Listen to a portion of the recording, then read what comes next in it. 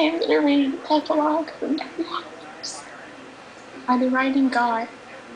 Move, stupid webcam. By the writing God. J.K. Rowling. Autumn seemed to arrive early. The morning of the first.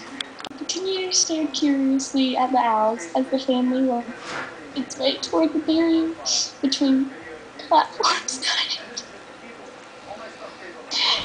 Alice's voice drifted back to Harry over the surrounding farm. His sons had resumed the I only said he might be, said Jane. Pretty methods. There's nothing wrong with that. He might be in. But James caught his mother's arm and fell silent. The 5 Potters approached the barrier with a slightly cocky look over his shoulder. His younger brother, James, Yeah, this one. James took the control from his mother and broke into a run. A moment later, he vanished. A group of 4 people emerged from the mist, standing alongside the very last carriage.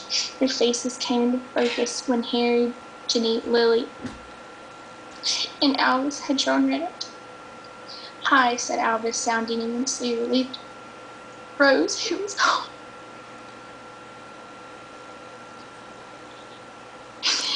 Rose, who was already wearing her brand new Hogwarts robe, beamed at him.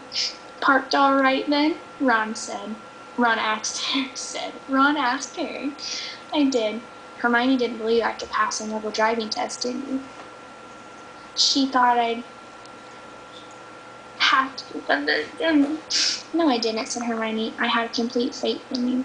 As a matter of fact, I did confront him, Ron whispered to Harry, as together they lifted Albus's trunk and owl onto the train. I only forgot to look in the wing mirror, and let's face it, I can use this in I love Ron. Back on the platform, they found Lily and Hugh. Rose's younger brother, having an animated discussion about which house they would be sorted into when they finally went to Hogwarts. When they go to Hogwarts.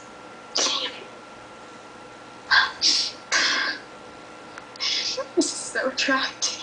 If you are not in Gryffindor, we'll disinherit you, said Ron, but no pressure.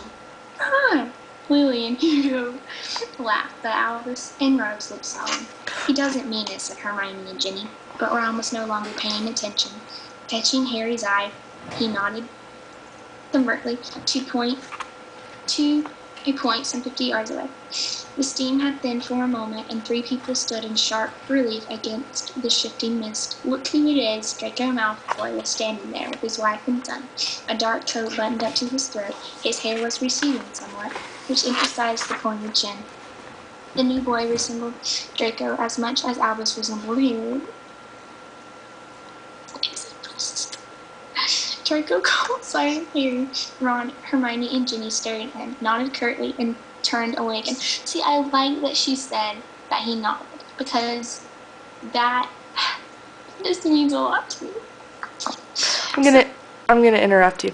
Okay, I love that after 7 books, you can tell who called Ron back on this other page, and someone just said Ron. It didn't say who said it, but we all know who did. Okay, keep going.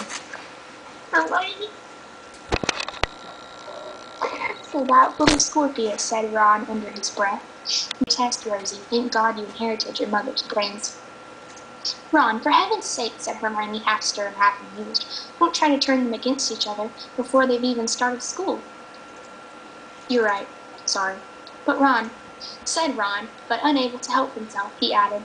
Don't get too friendly with him, though, Rosie. Granddad Weasley would never forgive you if you married a pureblood. Hey! James had to reappear like he had discussed it himself. I will, Mom. And Charlie, and was only bursting with news. Evidently, that's my favorite word. Teddy. Teddy's right. There he stood breathlessly, pointing back over his shoulder into the billowing clouds of steam. Just seen him. And guess what he's doing? Snogging Rick. Wow. He gazed up at the adults, evidently disappointed by the lack of reaction. Our Teddy. Teddy Lupin. Snogging our Victoire, our cousin. And I asked Teddy what he was doing. You interrupted him? You are so like Ron. And he said, oh, said Jimmy. And he said he'd come to see her off. And then he told me to go away. He's snogging her, James added as they worried he had not made himself clear. Oh, it would be lovely if they got married, whispered Lily. Teddy would really be a part of the family then. He already comes around for dinner about 4 times a week, said Harry. Why don't we just invite him to live with us about it? Yeah, said James enthusiastically. I don't mind sharing with Al. Eddie. Eddie. No, Teddy could have my room. No, Harry said firmly. You and Al will share a room only when I want the house demolished. He checked the battered old watch that had once been fading through it. Oh, I love, Ginny told James as she hugged him. Mom, I can't give a professor love. But you know, Neville. James rolled his eyes. Outside, yeah. But at school he's Professor Longbottom, isn't he? I can't walk into herbology and give him love. Shaking his head at his mother's foolishness, he vented his feelings by aiming to kick it out. Siblings. See you later, Al. Watch out for the vegetables.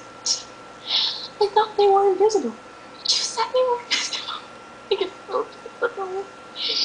But James merely laughed, permitted his mother to kiss him, gave his father a fleeting hug, then leapt onto the rapidly filling train.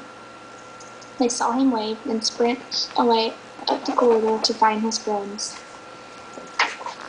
Vegetables are nothing to worry about, Harry told Albus. They are gentle things. There's nothing scary about them. Anyway, you won't be going up to the school in the carriages. You'll be going in the boats. I love that little line. Oops.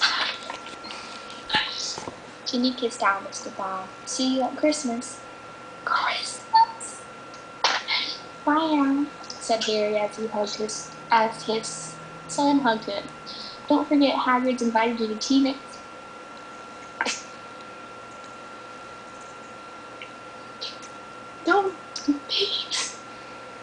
Don't doodle anyone until you've learned how, and don't let James find you for that.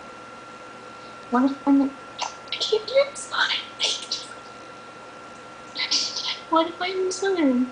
The whisper was for his father alone, and Harry knew that only the moment of departure could have forced Albus to reveal how great and sincere that fear was. Harry crouched down so that Albus's face was slightly above his own. Alone of Harry's 3 children, Albus had inherited Lily's eyes. Albus, I can quote this. No, I want to do it. I know, but I can quote it. Albus, Harry said quietly, so that nobody but Ginny could hear, and she was tactful enough to pretend to be waving to Rose, who was now on the train. Your name? The 2 headmasters of Hogwarts. One of them was a Slytherin. But he was probably the most man I ever knew. Always. The Slytherin house will have gained an excellent student, won't it? Doesn't matter to us, Al, but if it matters to you, you'll be able to choose Gryffindor over Slytherin. The Sorting Hat takes your choice into account. Really? It did for me, said Harry. He had never told any of his children that before, and he saw the wonder in Albus's face when he said it. But now the doors were slamming all along the scarlet train, and the blurred outlines of parents were swarming full of the final kiss, last-minute reminders. Alice jumped into the carriage, and Ginny closed the door behind him. Students were hanging from the window nearest them. A great number of faces, both on the train and off, seemed to be turned toward Harry. Why are they all staring? Demanded Albus as he and Rose craned around to look at the other students. Don't let it worry you. It's me. I'm extremely famous.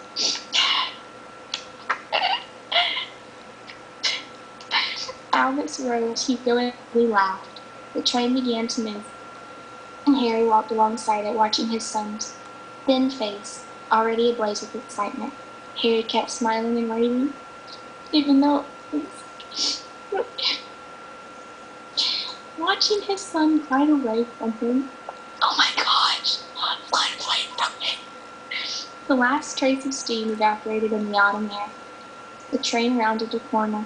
Harry's hand was still raised in farewell. It'll Be be all all right, right, murmured Ginny. As Harry looked at her, he lowered his hand absentmindedly and touched the lightning scar on his forehead. I know he will. The scar had not pained Harry for 19 years. All was well.